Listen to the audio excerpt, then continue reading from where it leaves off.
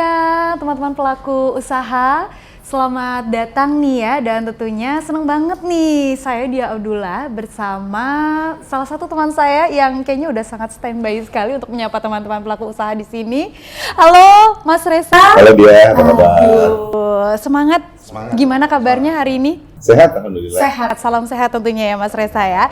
Dan sebenarnya kita di sini mau ngapain sih Mas Reza? Kayaknya udah standby banget, udah pengen nyapa teman-teman pelaku usaha di sini, dan kita bakal bahas apa sih siang hari ini? Tentunya kita bakal bahas tentang proyeksi fintech syariah. Tepuk tangan dulu dong. Yeay, kenapa sih harus tepuk tangan? Enggak tahu. Karena katanya ya menurut survei kalau kita tepuk tangan itu kita bisa membakar semangat yang ada di dalam diri kita. Menurut survei siapa? Tanya dong. Perhimpunan Riset Pemasaran Indonesia. Ih, cakep. Baik, dan tentunya Mas Reza Yogaswara ini adalah Ketua Umum dari Perpi, betul? Perpi itu apa sih? Nah, Perpi ini adalah Perhimpunan Riset Pemasaran Indonesia. Berarti tadi tepuk tangan tuh dari Mas Reza ya? Dari survei Perpi ya? Oke, baik. Setuju. Nah, kita berdua nanti kan bakal ngomongin tentang proyeksi fintech syariah nih. Sebenarnya apa sih yang harus digali, dan apa sih rasa penasaran apa sih dari teman-teman pelaku usaha di sini tentang fintech gitu. Sebelumnya mungkin Mas Reza kasih tahu dulu nih ke teman-teman pelaku usaha, apa sih Perpi itu? Perpi itu Perhimpunan Riset Pemasaran Indonesia, jadi isinya adalah perusahaan-perusahaan riset, di mana kita terdiri dari 44 perusahaan marketing research yang ternama, konsisten, berdiri dari 2007. Mungkin teman-teman sering dengar beberapa nama perusahaan marketing research yang saya nggak bisa sebutkan satu persatu. Jadi kita ini memang kenapa kita harus dirikan, karena kita harus menjaga konsistensi dan kredibilitas. Jadi kita punya standar, karena gimana pun juga ya dalam riset pasti dia juga pernah tahu lah waktu kuliah ya. Benar. Bikin penelitian, ada kuantitatif, ada kualitatif. Harus ada barang bukti semua ya. Harus ada barang bukti. Intinya sebetulnya informasinya harus akurat. Benar. Kalau yang masuknya bagus, hasilnya bagus.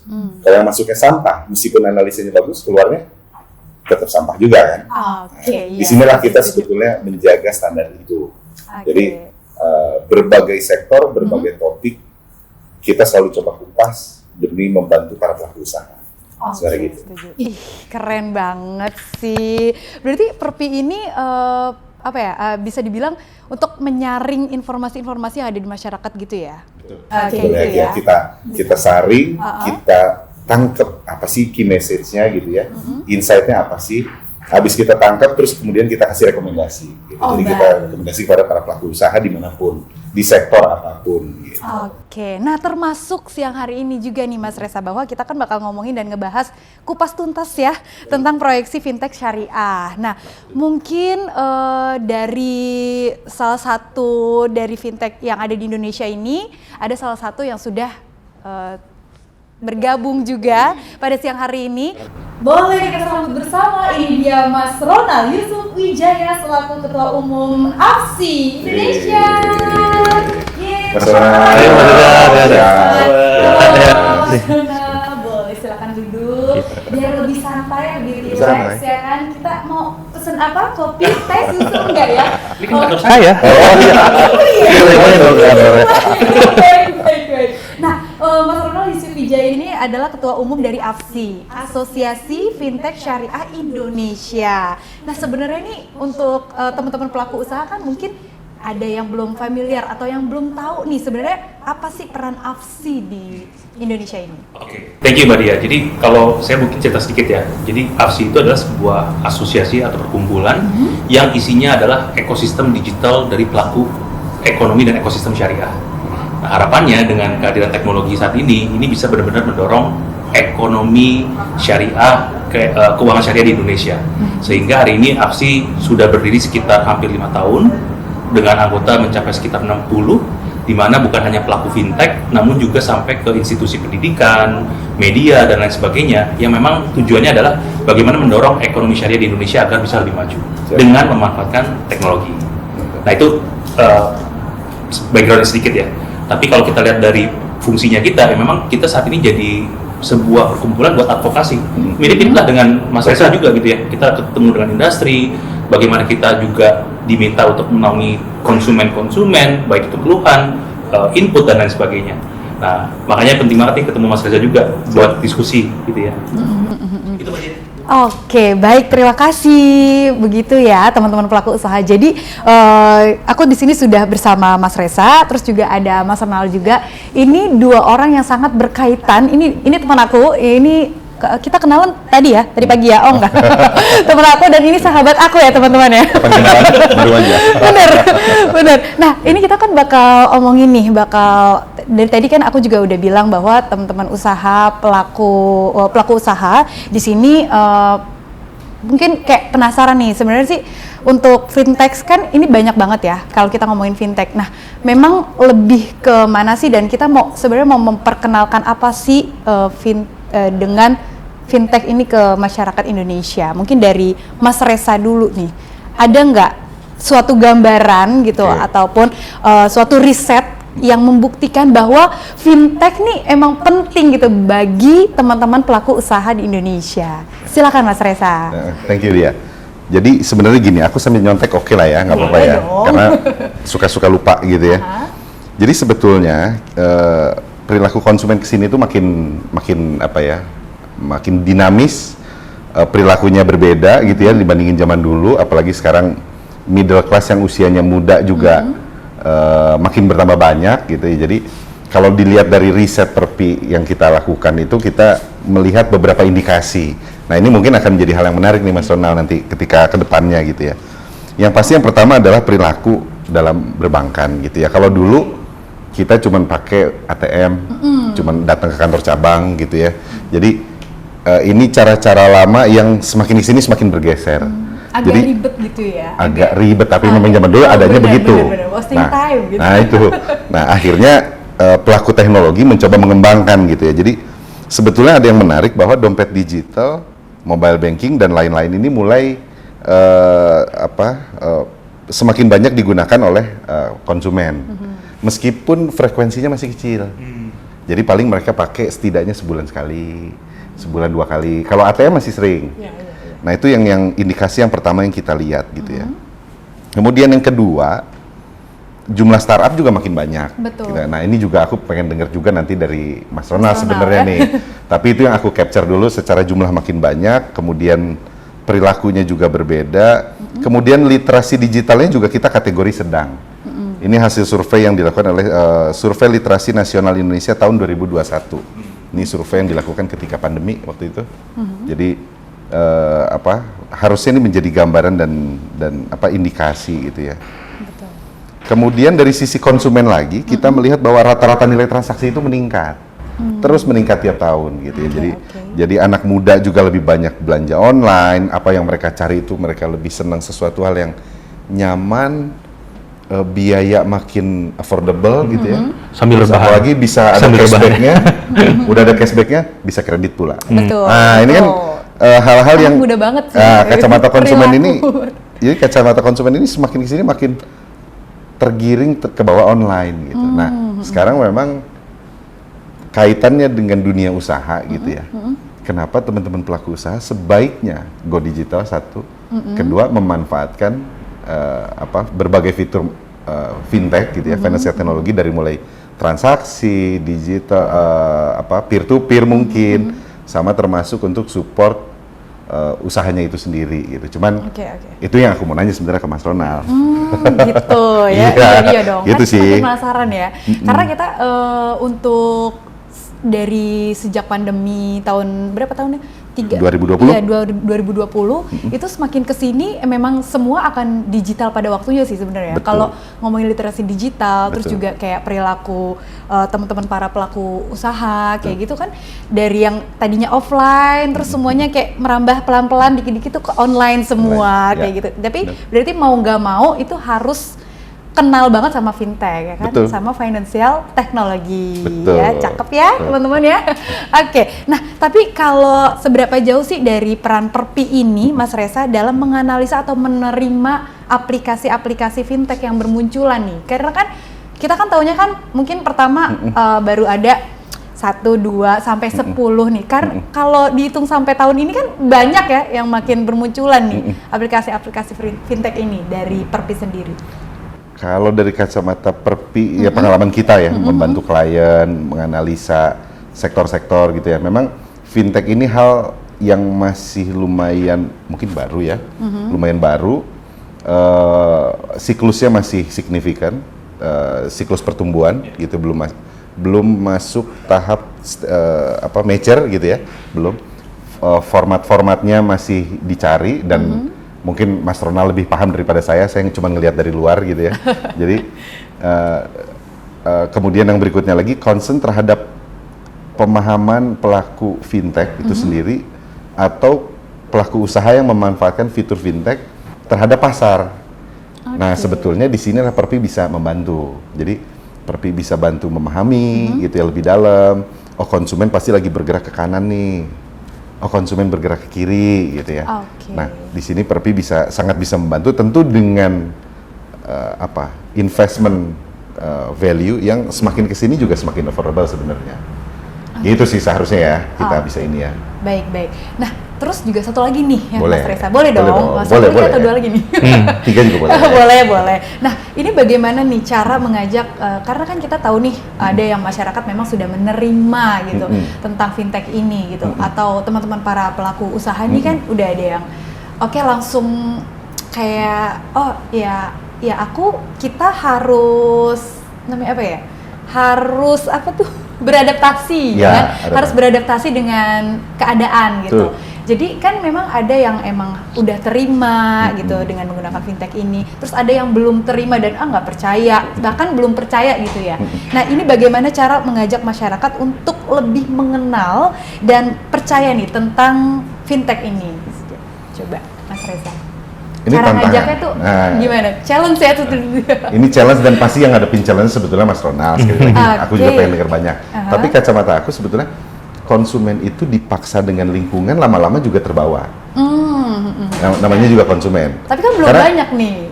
Paham, betul, belum banyak. Konsumen melihat ada 3 kebutuhan. Kebutuhan primer, sekunder, tersier. Ya, kebutuhan primer, sandang, pangan, papan. Untuk menjangkau ini aja kita udah melihat digitalisasi masuk. Mau beli makan pasti belinya aplikasi pesan makanan. Bener. Ya kan? Mau mungkin kredit rumah misal gitu ya. Untuk kebutuhan rumah mungkin udah mulai carinya di online gitu ya. Kebutuhan sekunder, kebutuhan yang sebetulnya secara teori ini bukan kebutuhan utama, makin kesini makin jadi dibutuhkan oleh konsumen. Apa itu?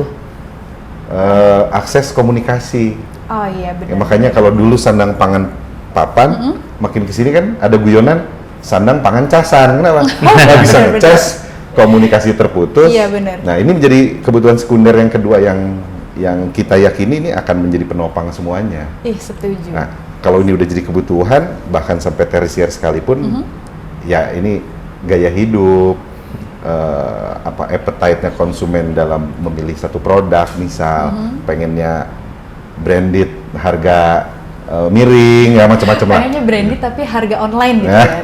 Soalnya kan mungkin kayak kayak untuk jenis-jenis customer kan juga kan beda-beda ya kan. Kayak mungkin umur sekian nih, umur 20 sampai 35 sukanya yang emang online, tapi dari umur 35 sampai 45 gitu kan belum tentu. Dia pengen tetap offline, pengen tetap dan dia kayak masih ragu menggunakan fintech ini. Ya, masih ragu, betul. Jadi di situ memang perlu dari yang mungkin anak muda dulu lama-lama menggunakan sebagai konsumen, akhirnya lama-lama mereka mau berinvestasi. Tapi sebetulnya aku juga waktu itu udah bikin riset kok, Perpi.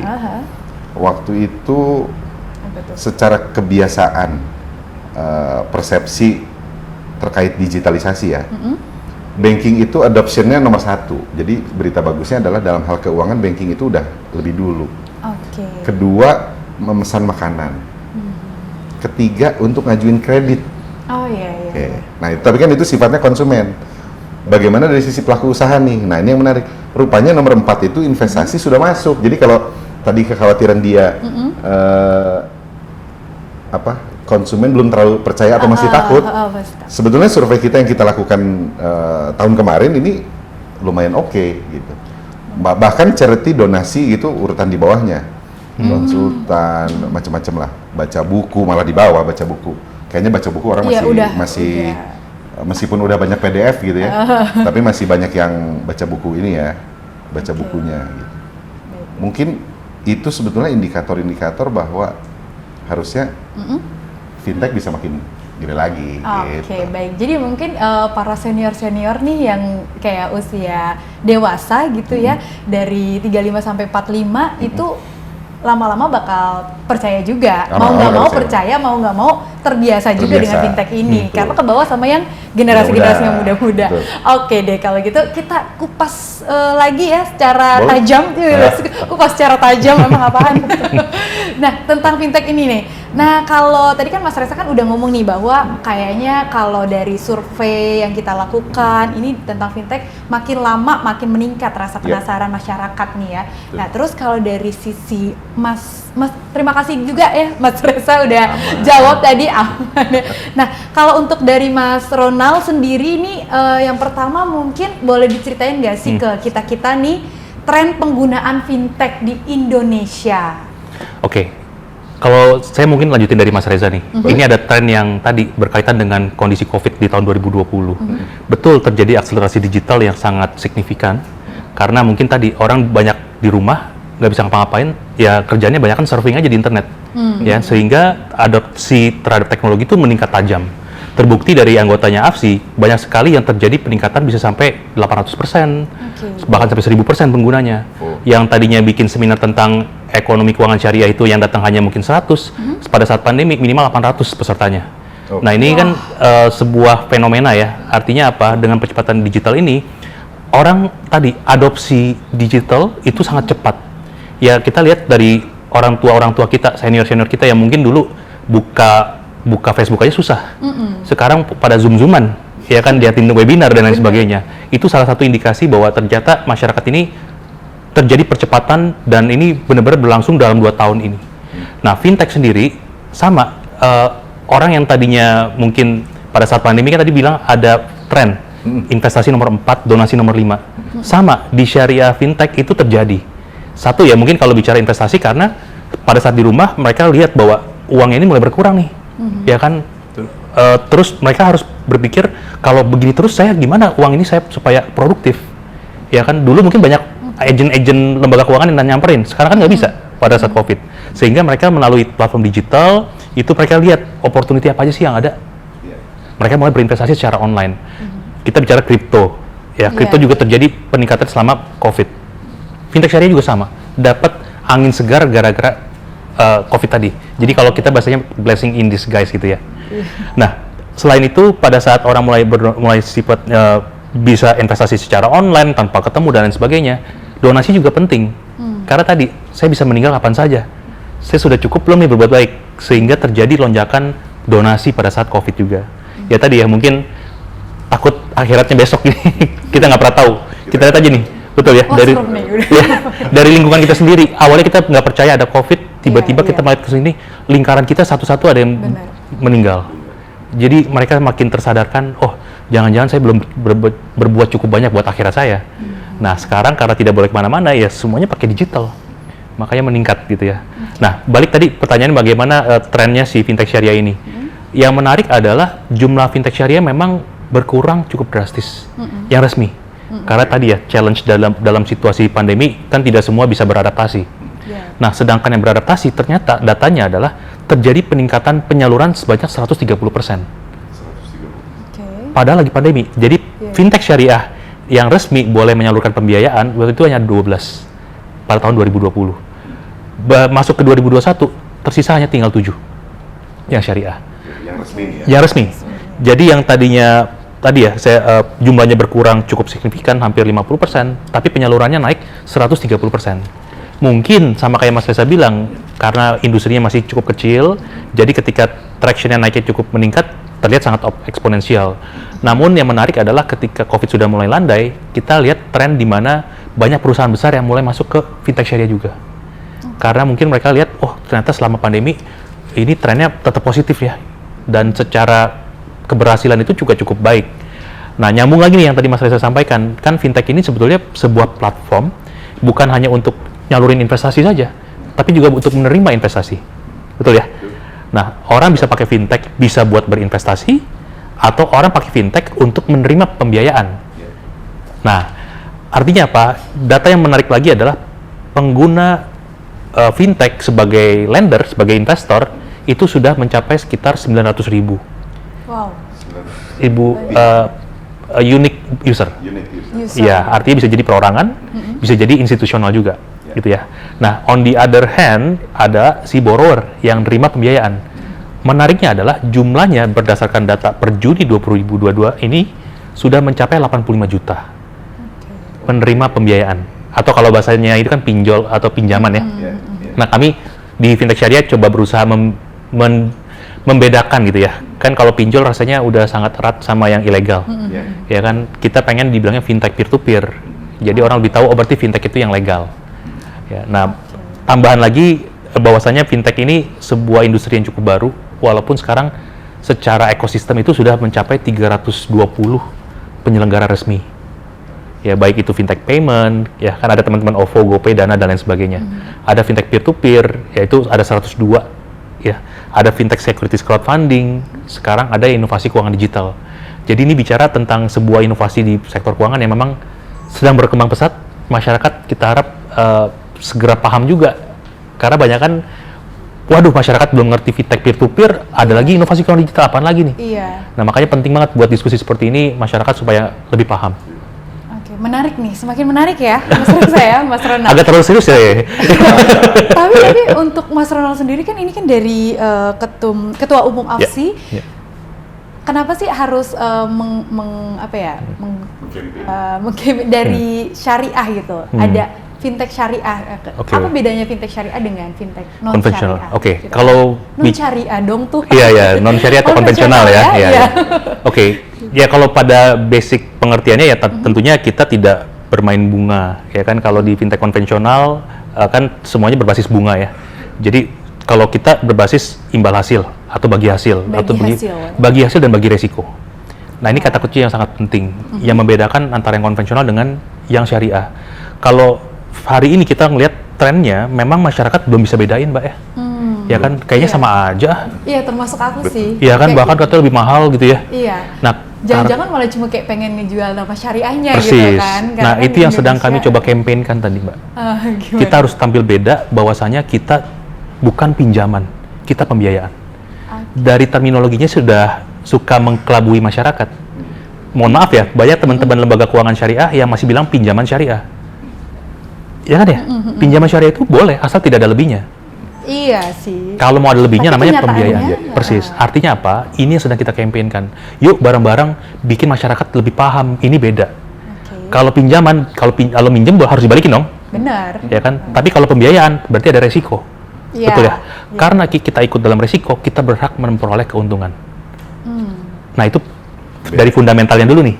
Ya, kalau satu pinjamin harus dibalikin, tapi nggak boleh ada lebih karena itu namanya riba. Nah, kalau di syariah kita namanya membiayai. Artinya kita murni partnership dengan penerima pembiayaan ini, berpartnership bahwa kita yakini mereka punya usaha yang baik, kita ingin support, bisa menjalankan bisnis dengan amanah, nanti dari hasilnya bisa berbagi. Nah, itu pembiayaan namanya. Gitu ya. Nah, jadi itu fundamentalnya dulu nih, kita berusaha memberitahukan bedanya. Nah, apalagi sih bedanya yang syariah dengan konvensional? Saya pikir cukup banyak yang bisa saya bahas di sini, tapi setidaknya kalau kenapa, tadi pertanyaan pertama ya, kenapa saya ingin membangun yang ekosistem fintech syariah? Iya. Ya kan? Karena kita ngelihat bahwasanya Indonesia dengan penduduk muslim sebesar ini, bahkan kita penduduk muslim terbesar di dunia, bukan hanya katanya, tapi sudah faktanya, gitu ya. Tapi memang sudah disurvei ya? Sudah disurvei. Nah, kita ngelihat bahwasanya 30 tahun lebih Indonesia punya perbankan syariah, tapi rasio keuangan syariah kita tidak pernah tembus dari 7-8%. Selalu satu digit. Bahkan negara-negara luar sana banyak yang bingung. What's wrong with Indonesia? Katanya penduduk Islamnya paling banyak. Benar sih. Tapi kok rasio keuangan 30 tahun cuma segitu-segitu aja? Bandingkan Malaysia yang sudah mencapai 30%. Ya kan? Nah, ini yang bikin kita unik. Kita ingin memanfaatkan teknologi untuk bisa mendorong ekonomi syariah Indonesia benar-benar tumbuh. Nggak 8% lagi, nggak 7% lagi. Dengan teknologi, hal ini menurut hemat saya sangat memungkinkan. Ya, dulu kan kayaknya stagnan ya, ada apa sih salah? Udah ada banyak hal nih, udah ada bank syariah, lembaga keuangan syariah lain, BMT dan lain sebagainya. Hari ini kita muncul dengan pemanfaatan teknologi. Jadi teknologi menjadi kata kunci, digital menjadi kata kunci untuk bisa mendorong Indonesia jadi pemimpin ekonomi syariah dunia. Wah, gitu. Semoga ya. Mudah-mudahan nggak muluk-muluk ya. Potensinya kan sudah ada. Potensi ada. Nah, mau bicara potensi nih, aku nambahin dikit. Kita tuh punya 4 alasan sebetulnya. Kenapa kita begitu besar potensinya? Yang pertama, kita dianggap yang paling penting nih, digital ready country. Ya, Indonesia merupakan negara dengan infrastruktur digital yang paling baik dibandingkan negara dengan penduduk Islam besar lainnya. Ada Pakistan, Bangladesh, Mesir, bahkan China loh. China itu punya sekitar 60 juta muslim. Tapi karena penduduknya 1, sekian miliar, terlihat kecil sekali. Padahal kalau kita lihat angkanya, 2 kalinya Malaysia. Sedangkan orang taunya Malaysia adalah negara Islam yang besar. China 60 juta, 2 kali lipat, technically. Ya kan? Indonesia, 85% adalah muslim. Ya kan? Jadi, alasan kedua adalah populasi. Ya kan? Ketiga, kita dianggap negara dengan level menengah yang sedang berkembang pesat. Ekonomi masyarakat menengahnya sedang berkembang. Contoh, pada saat pandemi, tahu apa yang terjadi? Kita belanja Brompton, sepeda yang harganya 80 juta. Betul ya? Betul. Lagi pandemi, orang lagi pada krisis ekonomi segala macam. Bahkan sahabat saya tuh bilang, ini Pak, orang luar negeri pada bingung nih. Indonesia lagi krisis nggak sih? Kok lagi pada pandemi gini ngeborong berapa kontainer sepeda Brompton? Sebenarnya banyak simpenannya gitu ya. Banyak savingnya. Iya, mungkin karena konsumtif juga ya. Ya, karena memang trennya kan sedang orang di rumah yang tadi masih dapat penghasilan nggak dipakai buat belanja, jadi punya saving. Benar. Ya kan, dipakai buat beli sesuatu yang menghibur pada saat di rumah. Ya kan, trennya tadi ya, beli sepeda, ya kan, golf, ya kan. Langsung viral kan ya. Terus apalagi binatang-binatang piaraan pun heboh. Ya kan, saya pun juga salah satu korbannya, bukan ya. Nah, jadi itu tren gitu ya. Yang ketiga, yang keempat adalah kita dianggap mempunyai ada 4 poin. Nanti saya bisa cek lagi ya. Nah, ini boleh nyontek. Boleh nyontek ya. Nah, intinya ini adalah beberapa faktor utama sebenarnya bahwa kita memiliki peluang begitu besar. Nah, tinggal bagaimana kita memanfaatkannya. Kurang lebih seperti itu ya. Mungkin aku nambahin yang menarik terkait edukasi kepada masyarakat ya. Jadi dalam berbisnis kan kita terbiasa dengan istilah pinjaman tadi. Mas Wana bilang pinjaman, saya pinjemin buat usaha, saya berharap sekian persen balik, gitu ya. Aduh, kurang gede nilainya, saya mendingan invest, bahasanya begitu. Dari mulut siapa? Mulut konsumen. Tapi ketika si investasinya nggak lancar, dia protes besar, harus balik. Padahal jangan lupa, ada profit sharing, ada profit loss sharing. Ini masalah mindset yang harus dimiliki konsumen nih. Demi menumbuhkan fintech syariah tadi, yang harus diluruskan adalah ketika kita invest, kita berbisnis, ada risiko di baliknya gitu. Jadi sebetulnya ya, kalau kita pengen ngomongin profit, jangan lupa kita ngomongin loss. Misal kita mau bikin bisnis bareng nih, dia sama Resa nih, kita bikin bisnis mie ayam. Modal dari saya, dia yang ngurusin ceritanya nih ya. Biasanya udah ngomong, udah serius, udah seru, biasa kan, bro, nanti bagi-baginya gimana? Kan itu yang sering ngomongin. Ada yang sering dilupakan, bro, kalau rugi bagi-baginya gimana? Jangan bicara kan dia ngomongin. Jadi itulah pemahaman yang harus dimiliki oleh konsumen juga. Ini bahasa gampang dalam kacamata konsumen ya. Jadi sering bilang, bro, bagi-baginya gimana nih kuenya nih? Enak. Tapi yang bahas adalah keuntungan dan keuntungan. Jangan lupa, kalau rugi gimana? Lu cipin berapa? Berapa? Kalau rugi. Setuju sih. Jadi dari fintech syariah ini, dia juga memperhitungkan resiko gitu ya. Kayak gitu. Jadi bahasanya yang tadi saya bilang bahwa emang ada ruginya gitu. Asalkan akuntabel. Kata kuncinya akuntabel. Jangan bilang rugi padahal sebenarnya nggak rugi. Oh iya, itu. Masyarakat mau rugi tapi tidak mau dibohongi. Iya, benar. Ya kan, kalau emang rugi, buktikan rugi, ada kerugian. Jangan udah untung akhirnya rugi. Itu yang banyak kan Itu salah. jadi masalah, betul. Nah, ini adalah salah satu tadi ya kuncinya bagaimana masyarakat harus memahami dulu basicnya seperti apa. Nggak bisa kita bicara cuma bagi keuntungan doang tadi seperti Mas Reza bilang. Gitu. Nah, semakin menarik nih sepertinya ya.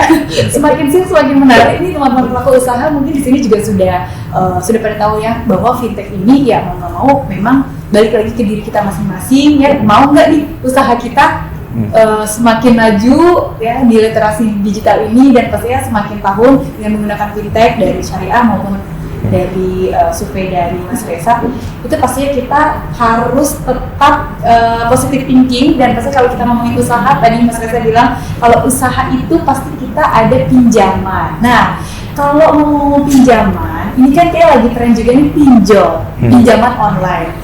Dari kacamata Mas Ronald nih, ya kan, menurut dari AFSI ya, Fintech Syariah Indonesia, kalau tren pinjaman online legal dengan yang ilegal itu di tahun ini gimana tuh? Oke, baik.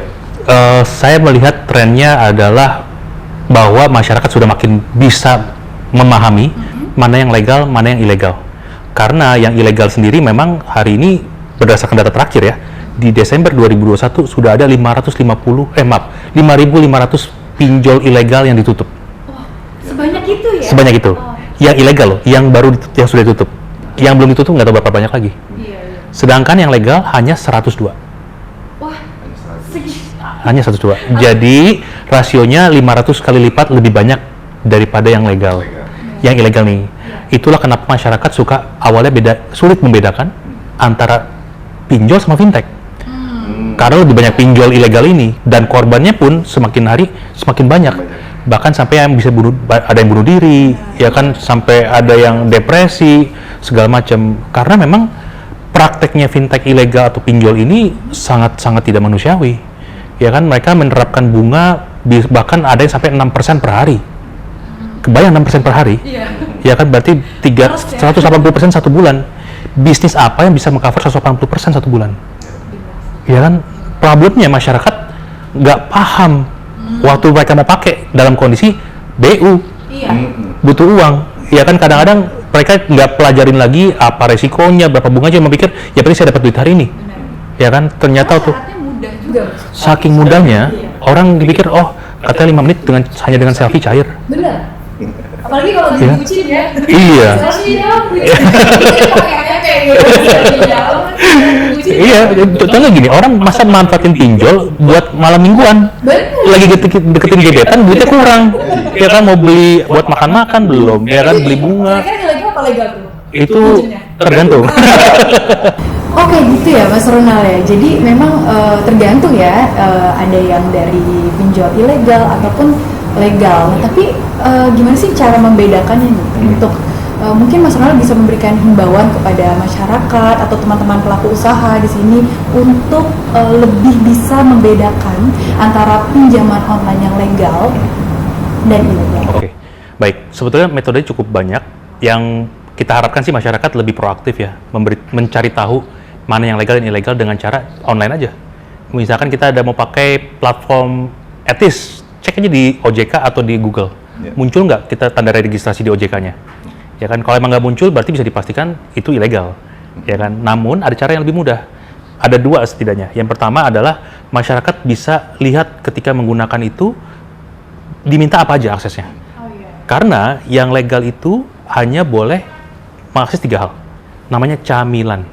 Apa tuh? C-nya adalah kamera, M-nya mikrofon, LAN-nya location. Location. Buat apa? Diakses ya langsung ya. Kita dengan persetujuan nasabah. Gini, kalau yang legal tadi ya hanya boleh minta akses terhadap camilan, kamera, mikrofon, location. Kamera adalah untuk kita selfie, mencocokkan dengan KTP kita, betul ya? Kita kan diminta selfie nih pakai KTP. Di situ ada teknologi namanya facial recognition, di mana dia melihat foto yang ada di gambar tersebut dengan yang ada di KTP, apakah matching atau tidak. Secanggih itu. Secanggih itu. Ada yang namanya tadi ya facial recognition. Terus kemudian si teknologi tersebut melihat foto yang ada di KTP dengan nomor KTP-nya sama tidak datanya dengan Dukcapil, catatan sipil. Bisa. Karena bisa jadi KTP-nya dipalsuin. Tapi kalau KTP-nya belum diupdate kayak aku. Nggak bisa. Nggak bisa. Harus update yang Jadi udah datanya nasional. betul. Artinya data tersebut gini. KTP nasional. Kalau KTP tersebut sudah ada datanya di Dukcapil, walaupun belum diperbarui, itu matching. Namun kalau emang ternyata KTP-nya mungkin belum ada sesuai dengan Dukcapil, Masih maka KTP akan lama di-reject. biasanya. Nah, tadi fungsinya kamera adalah selfie, melakukan facial recognition, lalu ada teknologi namanya optical character recognition. Jadi di mana tujuannya adalah buat mensamakan data tersebut dengan yang ada di Dukcapil sama atau tidak. Kalau lolos, kedua tadi saya sampaikan adalah mikrofon.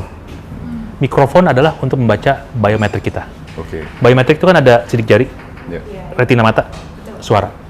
Apakah Anda setuju dibiayai? Setuju. Oh, suaranya sama. Jadi ini adalah orang yang sama. Itu mikrofon. Sumpah loh, aku baru tahu loh, Ya. segitunya ya. Jadi kalau dia operasi, ya, Ketahuan dong ya. nggak kebaca langsung. Langsung nggak Kan kebaca. berubah. Tergantung. Oh. Gini. Jadi Bukan orang yang sama. betul. Jadi kan ada persentasenya, kecocokannya. Contoh misalkan dulu saya botak, nggak pakai kacamata, nggak pakai jenggot. Nah, sekarang saya punya rambut, pakai kacamata dan berjenggot.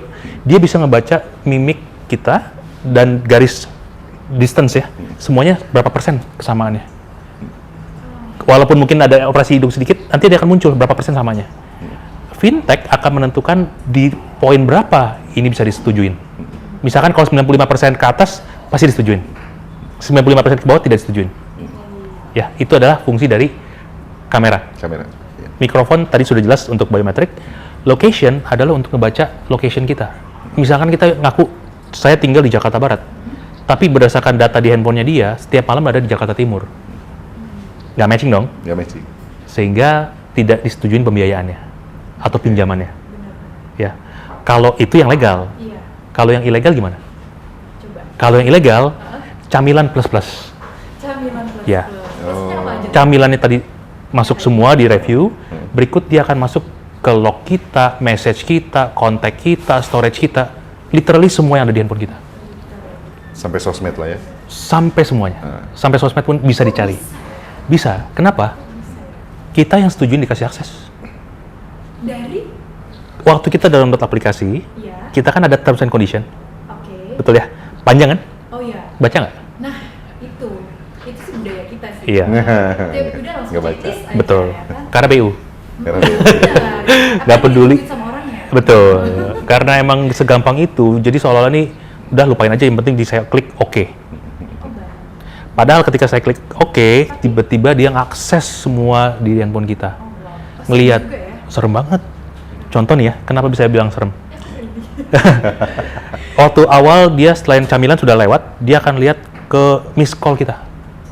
Miss call-nya Mbak Dia satu hari berapa banyak nih? Wih, ada 50 miss call. Dibales nggak? Kalau dibales, oh Mbak Dia mungkin sibuk, lagi nge-MC, dan lain sebagainya.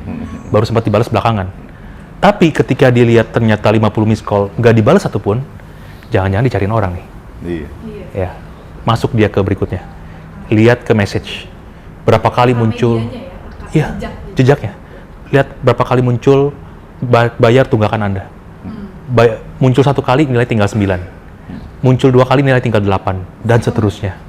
Oh, ternyata ini lolos. Misalnya ya. Barulah dia kasih pembiayaan atau kasih pinjaman kalau yang legal nih. Setelah dipakai, tiba-tiba di akhir periode pinjaman udah mulai ada gejala gak bayar nih. Masuklah dia ke storage kita. Lihat foto-foto kita. Oh, ini ada orang-orang dekatnya nih. Ya, kalau mungkin orangnya nggak terlalu kenal nggak apa-apa. Kalau ternyata pasangan kita gimana? Di fotonya diambil, di Photoshop, sehingga gambarnya tidak senonoh. Diancam lah. Jam 4 nggak bayar, saya sebarin ke kontak Anda. Aduh, itu sih serem banget sih emang. Bunuh diri. Gawat. Iya benar. Tapi kalau untuk pinjol-pinjol kayak gini juga yang udah terkenal ya, bahkan nama-namanya yang udah terkenal gitu. Nggak boleh. Ini juga sering loh.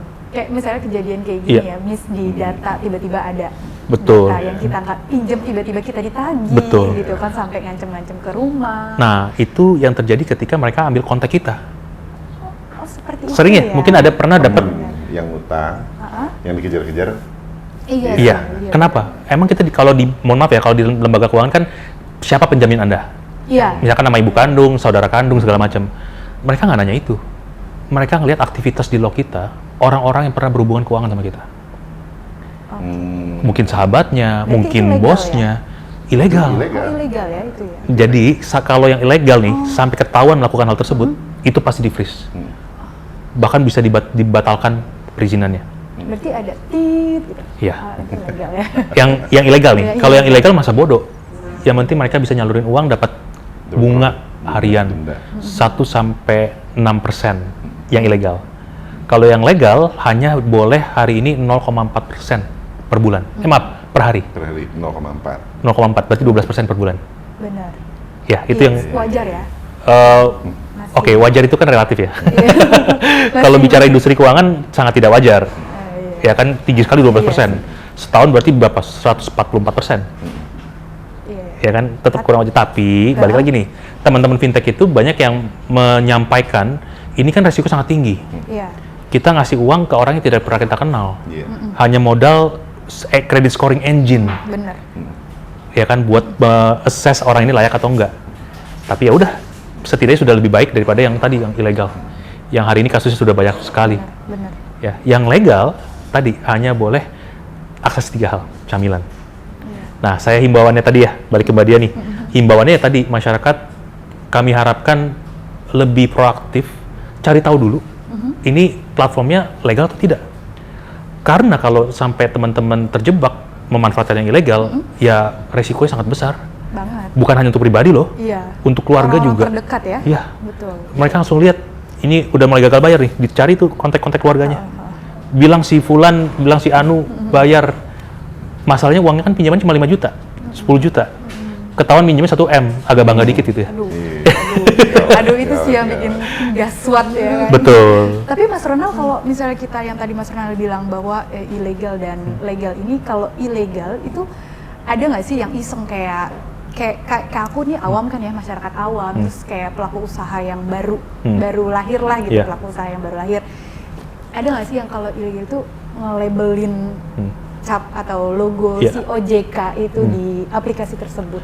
Ada nggak sih yang Sebenarnya iseng belum ada kayak gitu gitu? ya. Banyak. Ya kan? Banyak. Itu kan bisa mengkelabui ya Betul. kan. Gitu. Oh percaya nih ada OJK-nya gitu. Iya. Tapi kan itu kan tadi kan Betul. salah satu syaratnya juga kan. Maksudnya Betul. salah satu Metodenya ya. Oh, metodenya. Nah, makanya tadi kan efektifnya itu ada 2. Sebetulnya ada 3 kan tadi ya. Yang pertama kan tadi ngecek langsung ke Google atau mungkin ke situsnya OJK. OJK.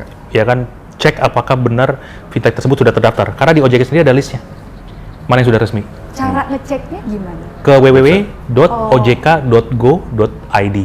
Langsung cek di website. Itu yang paling reliable. Karena kan mereka yang pernah ngecek. ya wajar, masyarakatnya juga baru tahu. Benar. Konsep ini mungkin belum semua orang paham. Iya. Ya kan, bahwa Terus agak males gitu nggak sih kalau masyarakat kayak langsung cek dulu nih gitu. Kekepoannya tuh kayak kurang gitu kalau. Padahal kalau yang buat gosip cepet ya. Iya banget kan. Soalnya langsung di timeline kalau gue. Betul. Problemnya gini kan, yang ilegal ini sering sekali nawarin melalui media yang sebenarnya tidak boleh. Contoh lewat message. Iya. Bener nggak? Tiba-tiba dapat message pinjaman mudah, pinjaman cepat, ya kan 20 menit cair. Orang nggak baca lagi. Saya butuh duit. Iya Tiba-tiba ada malaikat, Benar. ya kan masuk ke handphone kita. Ya kan orang jadi tadi lengah gitu. Iya. Padahal yang legal tidak boleh menghubungi langsung. Iya. Kecuali sudah terdaftar ya, kayak kami orang sudah masuk sebagai user, mereka tentunya akan dapat news, ya kan ada penawaran project baru dan lain sebagainya. Tapi kalau belum pernah daftar, tiba-tiba dapat dari fintech ala-ala, hati-hati. Bisa dipastikan lebih dari 100% itu ilegal.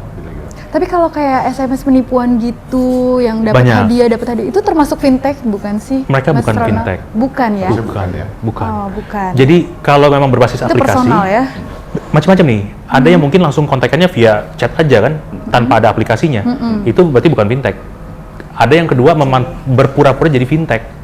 Seperti yang kami alami juga baru-baru ini dapat tuh serangan fraud, orang memalsukan akun kami. Tiba-tiba orang daftar, oh cepet nih syariah lagi katanya. Oh mau deh gitu kan. Benar. Bisa dipinjamin sampai 60 juta segala macam. Download, tiba-tiba mereka harus transfer dulu sebelum ditransfer katanya, biaya administrasi. Iya. Begitu cek sini nggak ada. Nggak ada. Oh kelar. Astaga. Banyak yang hubungin kami. Akhirnya kita juga harus proaktif nih di asosiasi dan di penyelenggaranya. kita harus kontak Kominfo, kontak ke Google, kontak ke OJK, sampai kontak ke perbankannya. Kok bisa orang pakai nama kita? Padahal kan harusnya bank sangat hati-hati ketika ngeluarin nomor rekening, rekening kita bukan. Cek dulu, bener nggak? Karena kita resmi loh. Ya kan? Nah ini adalah tadi ya mungkin transisi. Masyarakat lagi coba mulai memahami nih. Ya wajar ya banyak. Wajar. Tadi masyarakat penipu yang memanfaatkan ketidaktahuan masyarakat. Tugasnya asosiasi adalah mengedukasi, termasuk mengadvokasi ke regulator.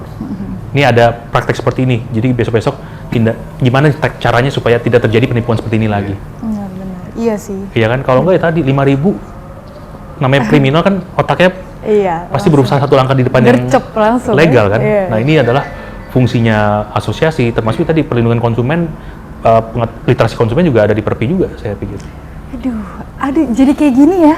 Jadi kayak semakin deg-degan aku ngedengerinnya ya. Karena emang ya aku sebagai masyarakat awam juga, terus kayak ternyata semudah itu ya mengakses data-data yang ada di diri kita dan juga orang-orang terdekat kita. Kenapa kita salah target gitu ya? Oh baik. Oke, terima kasih loh Mas Ronald loh. Sama-sama. Tapi satu lagi nih Mas Reza, kalau kita ngomongin kondisi konsumen dan para pelaku usaha saat ini, gimana tuh Mas Reza?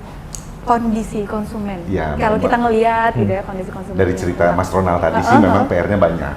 Jadi apa yang cuman harus yang berupaya sebetulnya semua pihak.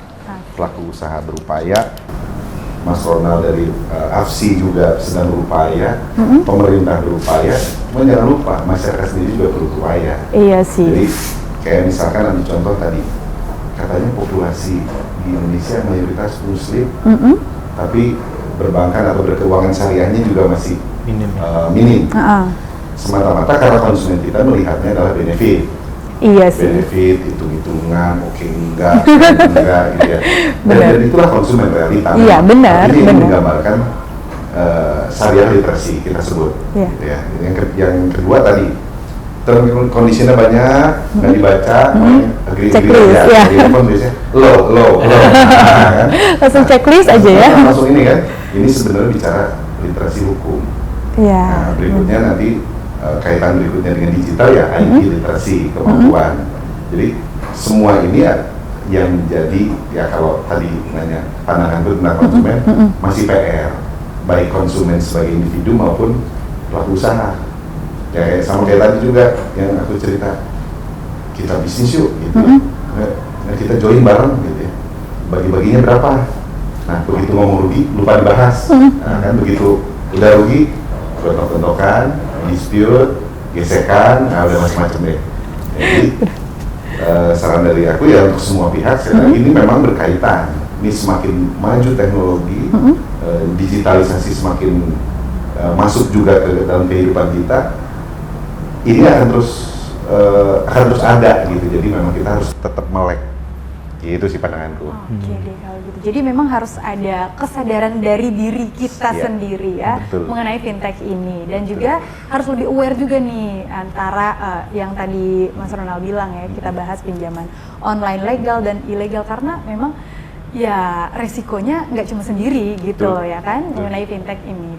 Oke deh kalau begitu sepertinya sudah cukup ya pembahasan kita siang hari ini dan sepertinya untuk teman-teman pelaku usaha di sini juga sudah memahami tentang fintech yang tentunya kita sudah bahas di proyeksi Fintech Syariah pada siang hari ini. Semoga obrolan kita siang hari ini, perbincangan kita siang hari ini dapat menambah wawasan ya untuk teman-teman pelaku usaha yang ada di rumah. Oke, baik kalau begitu sekali lagi terima kasih teman aku Mas Reza, terima kasih sahabat aku Mas Ronald, luar biasa dua-duanya ya. Dan tentunya semoga sukses juga selalu, salam sehat dan kita ketemu lagi mungkin di lain kesempatan ya. Kita selamat siang, lagi dong. Iya dong, selamat siang semuanya dan salam sehat. Thank you.